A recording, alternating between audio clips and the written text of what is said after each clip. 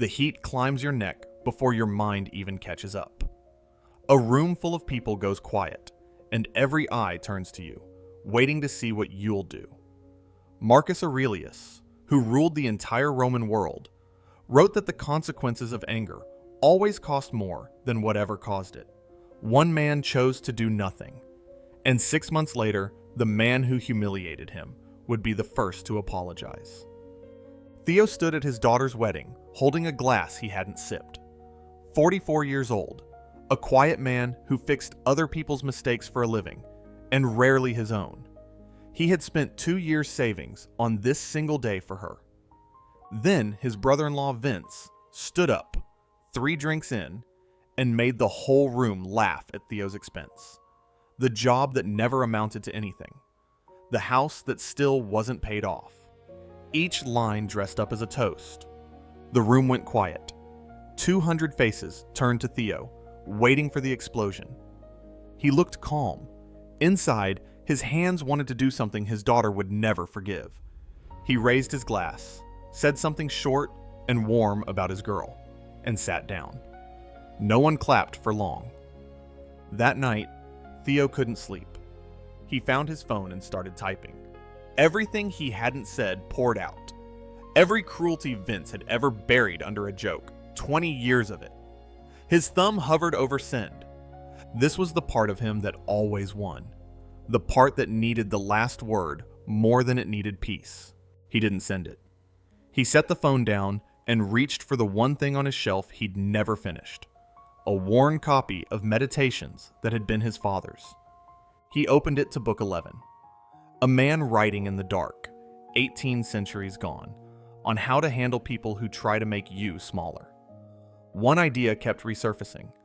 The best revenge is to be unlike the man who wronged you.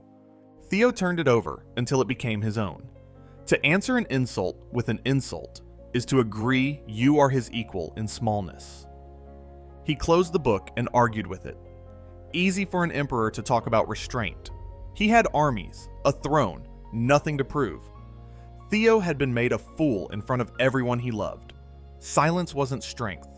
Silence was letting Vince win. But the line wouldn't leave him alone. It sat with him through the next day at work, surfacing between phone calls. Every time he rehearsed the perfect thing to say to Vince, he heard it again.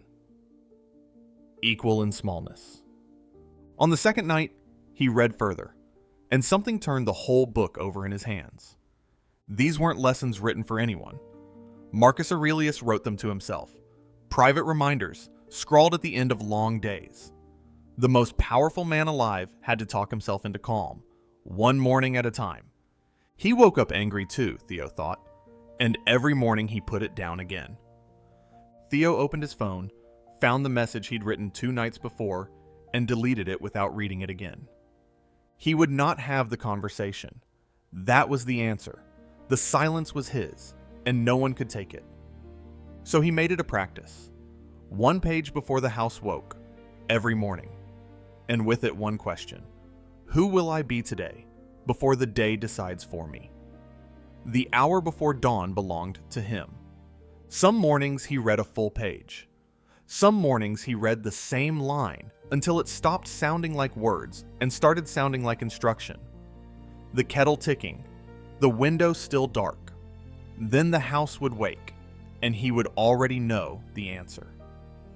6 months later, there was a family dinner. Vince came late, loud as ever, ready for the old game.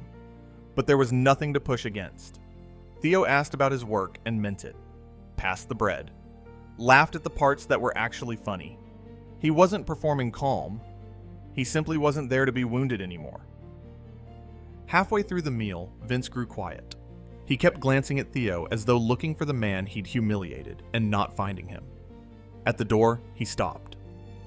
"I'm sorry," he said, "about the wedding." Theo nodded once and let it go.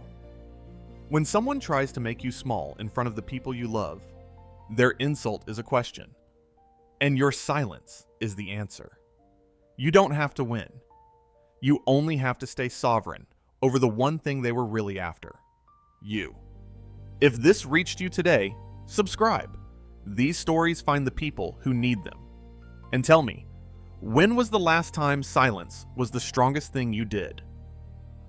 Long after Vince had gone, Theo stood at the sink, washing the last of the dishes. Through the window, the porch light caught the empty chairs, the folded napkins, the quiet house. The same table, the same family, a different man sitting at the head of it.